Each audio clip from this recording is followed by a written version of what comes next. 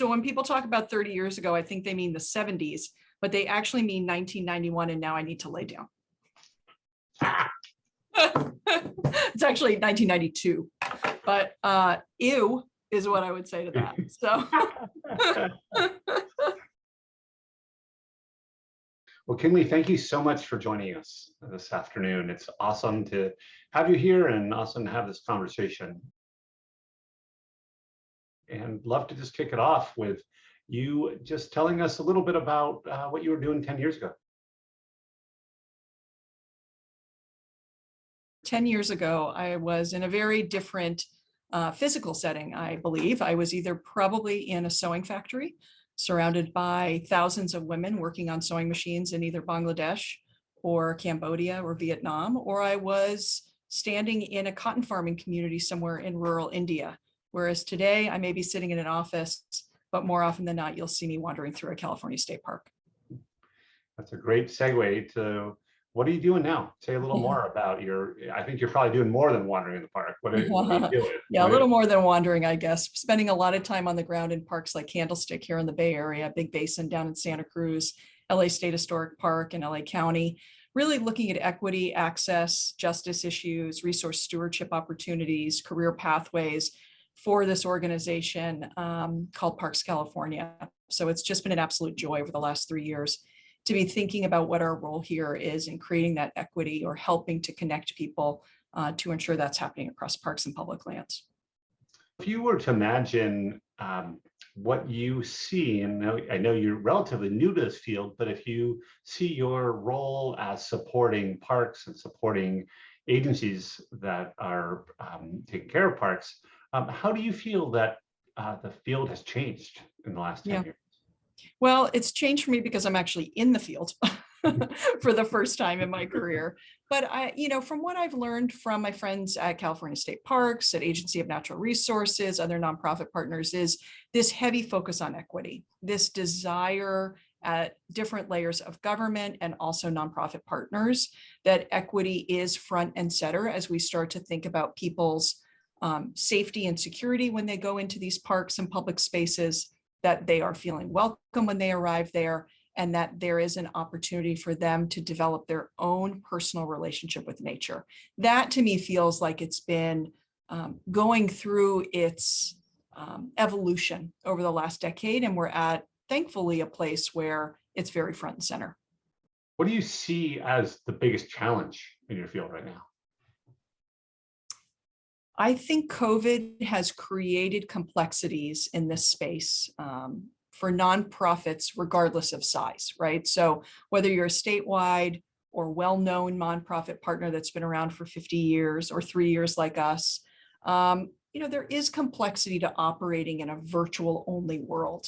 But I worry even more about nonprofits who are on the ground, these community nonprofits who are trying to get their communities into open spaces, giving them that access to breathe, to decompress, but now we're also saddled with the reality of, do they have housing?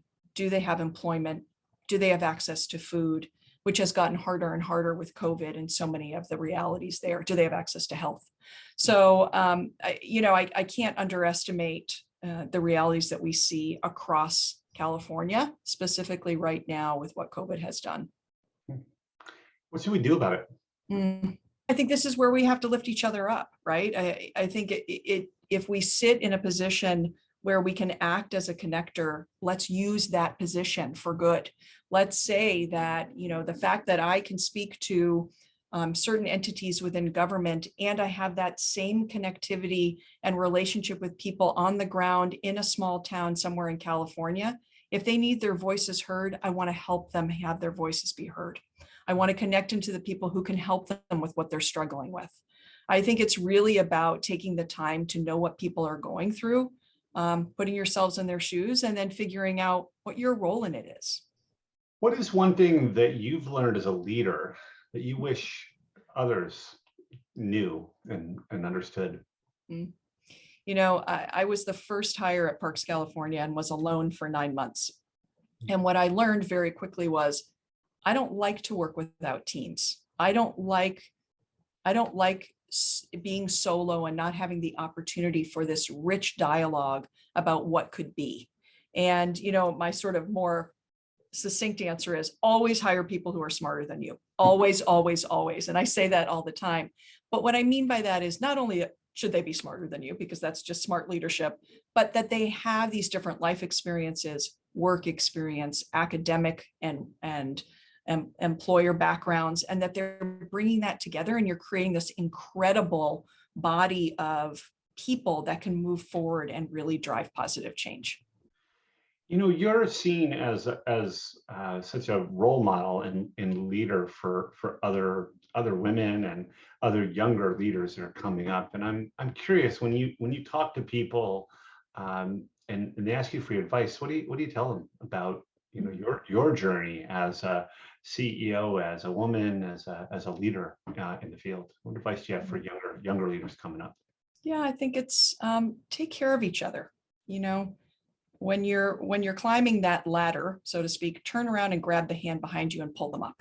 People always did it for me. They always did it for me. So I have all the time in the world to help others get to that same place. And I think I love to create a team. I love to create and develop bench strength and look at people in unique ways pull out amazing capabilities that they have and really help lift those capabilities up, not just to drive that positive change that we're here to do, but for their own personal development and pride and confidence, right?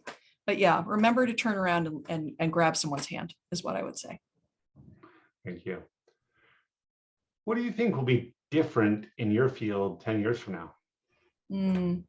I'd like to believe that in this field, whether it's the nonprofit or government space, that leadership will truly start to look like the state of California looks. The diversity and beauty that is California will be reflected when you walk into a park and you see a peace officer or an interpreter, or you walk into a leader's role in government, same, or you see who's leading tomorrow's nonprofits. That's my hope. So Kindley, what will you be doing in 10 years from now? I don't know where I'll be. Maybe I'll be on a farm somewhere, looking out my window, some beautiful acreage. Maybe I'll be standing in the middle of a park, looking at ongoing challenges. Whatever it is or wherever I am, I want it to be for the greater good. That's a non-negotiable for me. It's how I was raised, and finding good in people and finding connections between people and problems and challenges. And it's, in a sense, putting those puzzle pieces together to create the bigger picture that looks better than it is today is something I'm always going to want to be a part of. So I don't know what that looks like 10 years from now, but I know that's the kind of work I still want to be doing.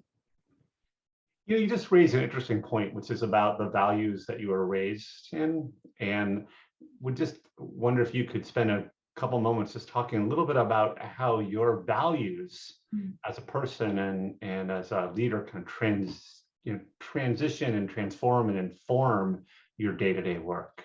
Yeah, I think, when you're fortunate enough to be raised believing in yourself and understanding that equity and equality are key words in how life should be lived, I think you look at the working world in a different, unique way. And for me, I went into the apparel industry believing that I would be in that industry forever, but I found a way to help, to work with factory workers, to work on environmental issues, water shortage issues.